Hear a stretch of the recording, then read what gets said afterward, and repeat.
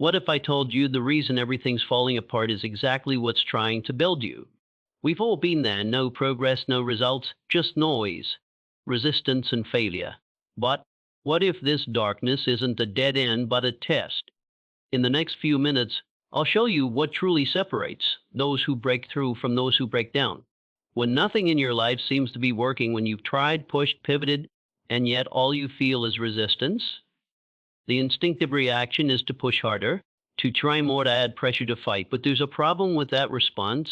You're reacting from struggle, not from insight. You're confusing motion with meaning.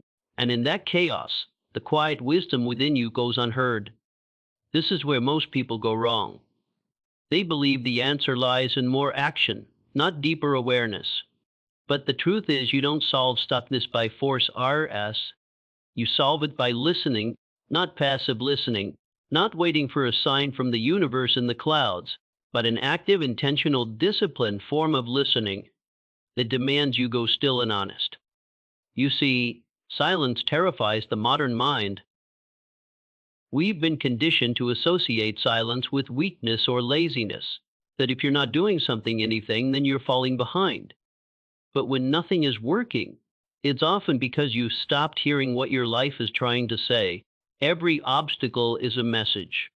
Every repeated failure is a signal. Life is not punishing you, it's pointing you somewhere. But you can't read the signs while you're sprinting in circles.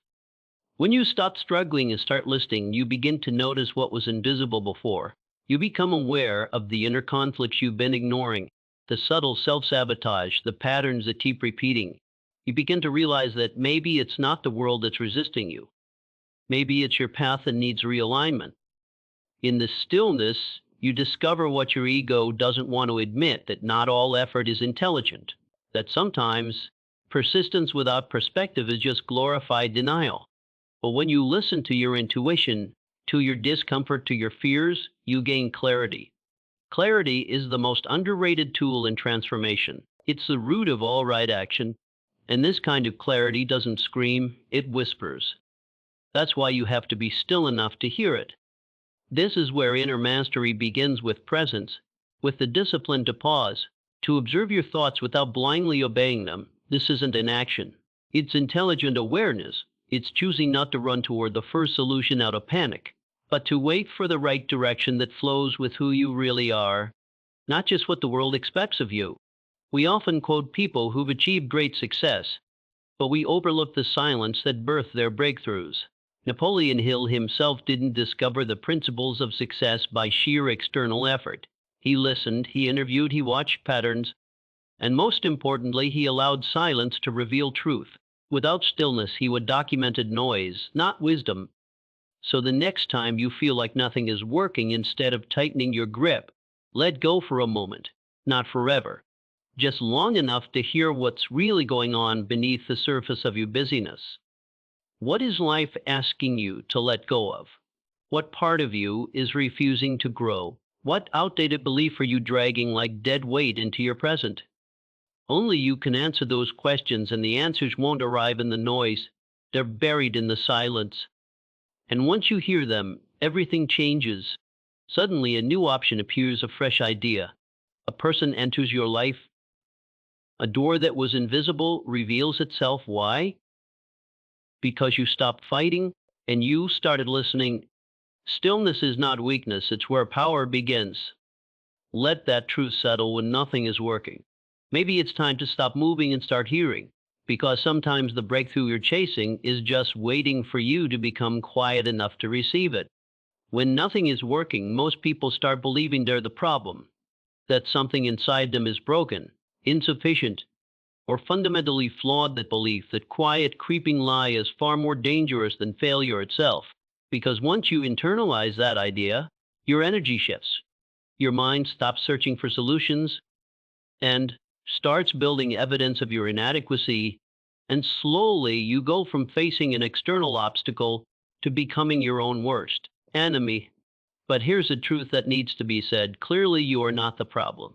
Your strategy is, if you're planting seeds in the wrong soil, it doesn't matter how much effort you give, the results will be disappointing. That's not a reflection of your worth. That's a mismatch between effort and environment. Yet most people never pause long enough to realize this. They personalize failure. They internalize delay. They confuse lack of results with lack of ability. Let's go deeper. Every human being operates through a structure, a framework of habits, mental patterns, beliefs, and assumptions. Some of these were inherited, some were learned, but many of them are unexamined. When your current strategy stops working, it's not a sign to quit, it's a signal to adapt the framework. But adaptation requires awareness. You can't change a system you haven't diagnosed. This is why people feel stuck. They're running old scripts in new situations. They keep trying what used to work, and when it doesn't, they double down on it. They confuse familiarity with effectiveness, but life is dynamic, the game changes, and success is reserved for those who are willing to evolve with it. Here's where ego becomes the silent saboteur. Ego says, if I change my approach, I'm admitting I was wrong. Wisdom says, if I don't change my approach, I stay stuck. The difference between a winner, a warrior isn't intelligence, it's flexibility, the willingness to unlearn, the humility to pivot, the strength to try something new when the old path goes nowhere. You must give yourself permission to re-strategize. Sometimes that means starting smaller. Sometimes that means going back to basics. Sometimes it means dropping the plan you love for the outcome you truly need. And sometimes, yes, it means failing forward long enough to find what finally clicks. Think about Thomas Edison. He didn't invent the light bulb on the first try. He tested thousands of filaments, thousands of approaches, and he famously said, I didn't fail 10,000 times. I found 10,000 ways it won't work. That mindset is not naive optimism, it's strategic resilience. It's understanding that progress isn't always a straight line. Sometimes it looks like repetition, frustration, even regression, but behind all that is a refining process. That's what a new strategy does. It takes everything you've been through and turns it into data, not defeat. So, when nothing is working, ask yourself the most important question: is it me or is it the method? Look honestly at your routines, your environment, your support systems, your beliefs, your time investments. Something in that strategy is misaligned. Your job is not to force your way through it. Your job is to become curious enough to find what's off and courageous enough to change it. Remember this: nature rewards those who adapt, and so does life. The key isn't to do more of what's failing. The key is to stop long enough to identify the flaw in your process and replace it with wisdom you've earned through experience. Because ultimately, the ones who win are not those who never struggled. They are the ones who never stopped adjusting. When nothing seems to be working, most people instinctively look outward at their job, their relationships, the economy, their circumstances. But what if the answer isn't out there? What if it lies in how you're showing up internally, energetically, emotionally? Because more often than not, it's not just what you're doing, it's how you're doing it. Energy is the silent driver behind every result in your life. It's invisible, yes, but profoundly impactful. You can say all the right things, take all the right steps, even mimic successful people to the letter. But if the energy behind your action is rooted in frustration, desperation, fear, or apathy, the results will reflect that. Energy is like the emotional signature you leave on everything you touch. Most people misunderstand this. They think effort is enough. They push harder, hustle longer, burn themselves out trying to move forward, not realizing they're powered by survival, not creation. They forget that energy is not just emotional, it's vibrational. Every thought you think, every belief you carry, emits a frequency. And that frequency either attracts clarity or repels it. Now, this isn't some mystical abstraction, it's psychology. When your internal state is tense, resistant, or resigned, your mind narrows the prefrontal cortex, the part of your brain responsible for problem solving, and creative insight goes offline. You become reactive instead of responsive, defensive instead of curious, fixed instead of flexible, and you miss opportunities because your energy won't allow you to see them. This is why your state of being matters more than any single step you take. It's the foundation, it's the container that determines how your strategy lands in the world. You could have the best plan in the world, but if you're emotionally bankrupt or spiritually exhausted, That plan has no fuel. So when you feel stuck, ask yourself not just what do I need to do, but who do I need to become in this moment? Do you need to become calmer so you can think clearly? Do you need to become more open so you can spot the lesson? Do you need to become braver so you can risk trying again?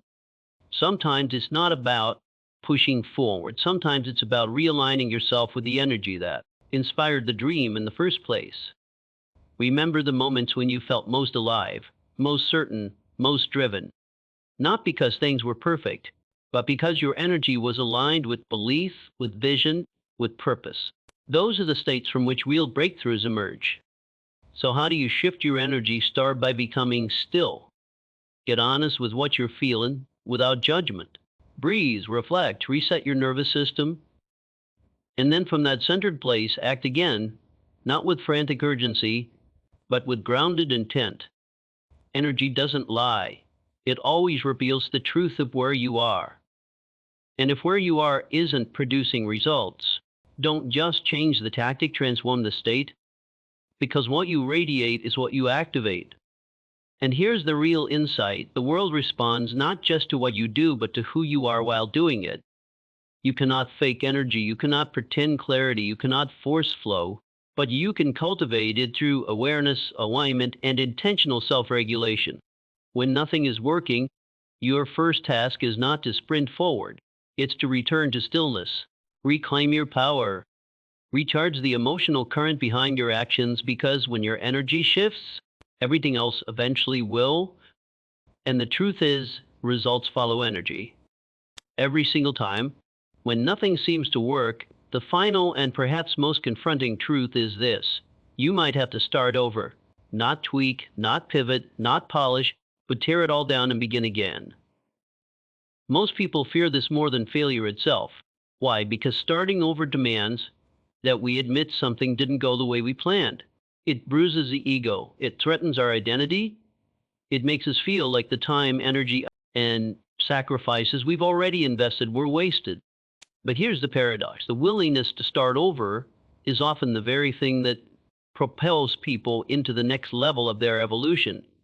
It's not the end of the road, it's the clearing of it. Let me be clear: starting over doesn't mean abandoning your vision, it means reevaluating the vehicle you chose to get there.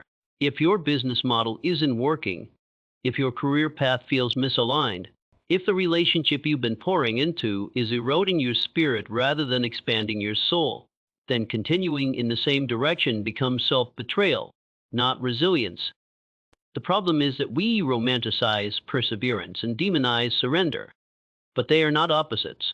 Surrender is not giving up, it is giving in to truth. The truth that something is no longer working, the truth that you've outgrown a version of yourself, the truth that the dream might still be alive, but the method needs to evolve. This requires a different kind of courage, not the courage to fight, but the courage to release, to unlearn, to admit that the story you wrote for yourself 5 years ago may no longer serve the person you become. And that is not failure, that is growth. There's a kind of freedom that only reveals itself when you strip away what no longer fits. And in that space, something remarkable happens. You stop living from memory and begin living from imagination. You start creating not from a place of survival or obligation, but from vision and desire. The mind may resist this. It clings to sunk costs. It tallies up how much you've already put in time, money, predate, and whispers, you can't walk away now, but the soul knows better. The soul doesn't count losses, it counts alignment. And if where you're headed doesn't match who you are becoming, then walking away isn't quitting, it's integrity. Consider the great innovators, thinkers, and leaders throughout history. How many of them started in one field, one direction, IATU, one identity, only to burn it down and reinvent themselves entirely? They didn't wait for permission. They recognized when a chapter had ended, even if the world didn't yet see it. And maybe that's where you are right now, standing at the edge of what used to make sense, staring into the unknown. That's not a dead end. That's a threshold, and only those willing to start again, fully, fearlessly, without dragging the past like a shadow, can cross it. So if nothing is working, and you've tried changing your strategy, elevating your energy, and aligning with your truth, then maybe what's needed is a complete reimagination. Not because you're weak, but because you're wise enough to know that life doesn't reward stubbornness, it rewards authenticity.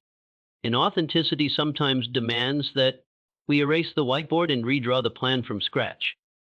You are not starting from nothing, you are starting from experience, from clarity, from depth, and that foundation is far stronger than the illusion of continuity. So don't be afraid to begin again. Be afraid of staying stuck in something that no longer reflects who you are. Because the most powerful thing you can do when nothing is working is to rise, not as a continuation of your past, but as the architect of your future.